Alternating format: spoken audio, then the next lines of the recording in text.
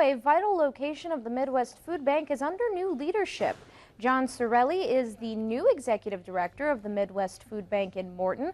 The longtime Morton resident currently serves as a Village of Morton trustee and as a Morton Chamber ambassador who focuses on local progress and civic engagement.